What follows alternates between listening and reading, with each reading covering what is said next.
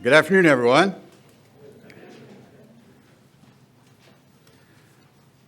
According to Appian, a Greek historian of Roman citizenship, General Julius Caesar, in a three-word letter to the Roman Senate in 47 BC, made what became a bold statement with massive historical implications.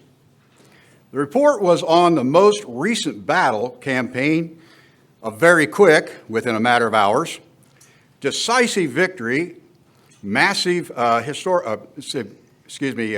with total destruction of the enemy, led by Pharnaces II of Pontus, and you all had that right on the tip of your tongue, in a place called Zela.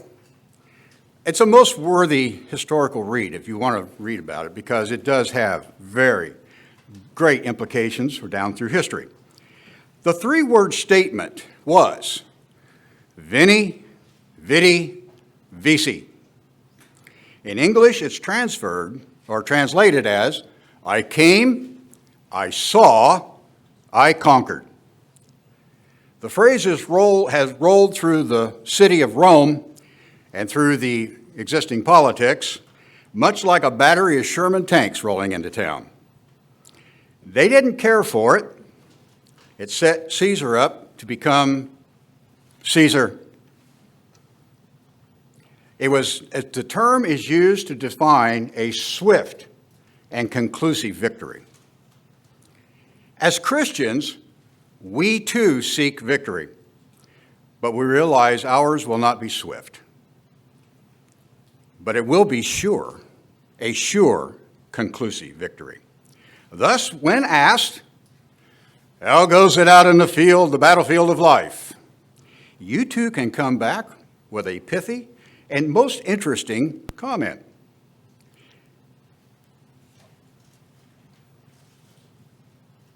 It will not echo your might, your power, but that of God.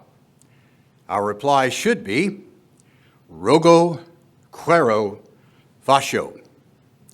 Or as in our neighbor tongue, I ask, I seek, I do. Turn now, would you be pleased, to the parable of the friend at night. How many are aware of that parable? Okay. For us, it's a teaching lesson. For the people who heard it, it was a parable given by Christ. It's given in Luke chapter 11, verse 5 through 10. So if you'd please turn to Luke 11, and we'll read verses 5 through 10. Again, read the prior verses to this. It sets up, it's also very interesting. I've visited this area before. Verse 5, and he, Christ, said to them, which of you who has a friend will go to him at midnight and say to him, friend, lend me 3 loaves of bread? For a friend of mine has arrived on a journey, and I have no bread to put before him. And he will answer from within, do not bother me. The door is shut. I am down with my children. I cannot get up and give you bread.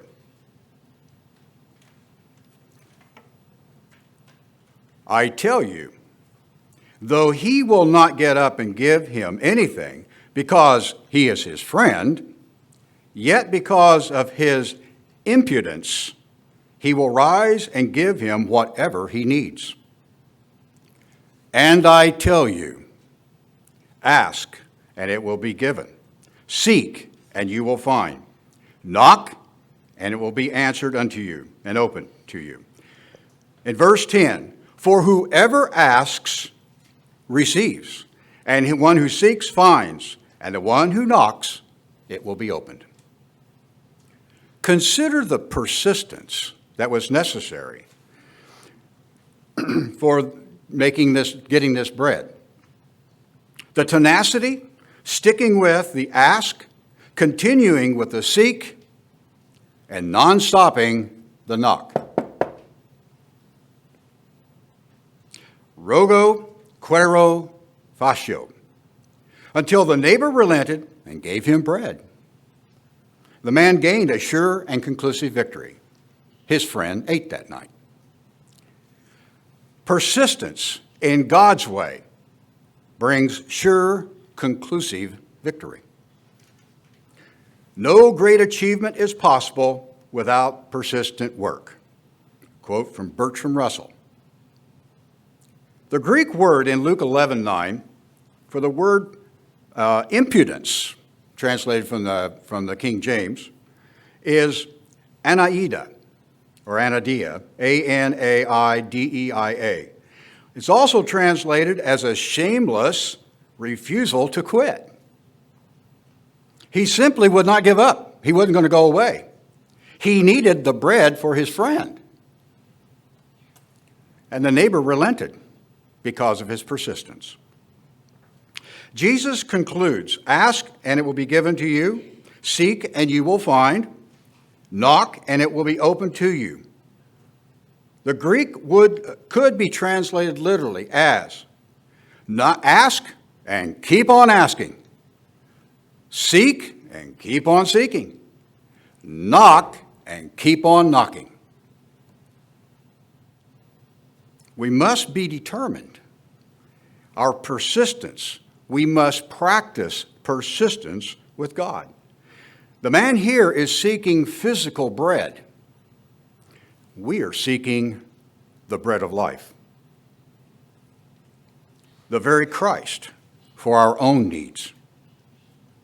Our goal is to attain the bread of life. In John 6:35, Jesus said to them, "I am the bread of life. Whosoever comes to me shall not hunger, and whoever believes in me shall never thirst." And again in John 14:6, Jesus answered, "I am the way, the truth, and the life. And no one comes to the Father except through me." Okay, so how do we do this? Luke records Christ's words for the answer. Number one, ask.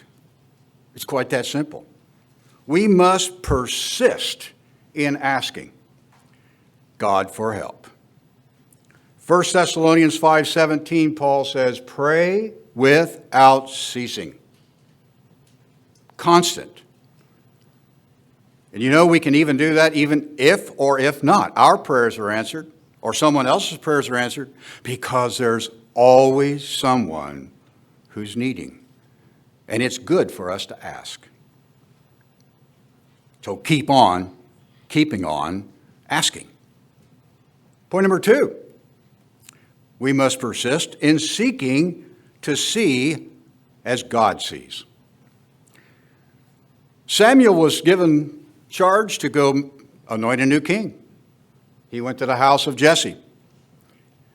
And he started with the most obvious, tall and very looking like a kingly type of look of the sons, and down and down and down and down. And God said, "Samuel, do not look on the appearance or on the height or the stature, because I have rejected him. For the Lord does not look upon a man as man sees.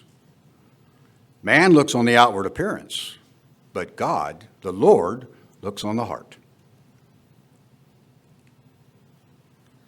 We must learn with persistence to see as God sees. 3, again, the answer is given in Christ's own words. It says, knocking. We'll call it doing. It's an action verb. It's not an adjective. It's not a passive. It's action. Faith without works is dead. So we have to knock. We must persist in doing what God requires. Okay, but what does God require? Micah 6:8 rolls out the answer. In Micah 6:8, verse 8, "He has told you, O man, what is good, and what does the Lord require of you? But to do justice, to love mercy, and to walk humbly before your God." Matthew 24:46 emphasizes, "Blessed is the servant when his master returns finds him so doing. Doing. Not thinking about it, not waiting for it, but doing. Rogo quaro facio. I ask, I seek, I do. As of last night, we are 5 weeks from Passover, 2021. We have had an entire year, interestingly enough, labeled 2020, perfect vision, to get ready for this Passover. We have been asked, we have sought. Are we knocking? Passover summons the deepest introspection into our lives, all aspects, physical, mental, spiritual, the whole ball of wax. We do not need to engage God with impunity. He's there and willing always. But we must be persistent. As Luke states in verse 9, and I tell you, ask and it will be given. Seek and you will find. Knock and it will be opened unto you. Rogo quero facio. I ask, I seek, I do.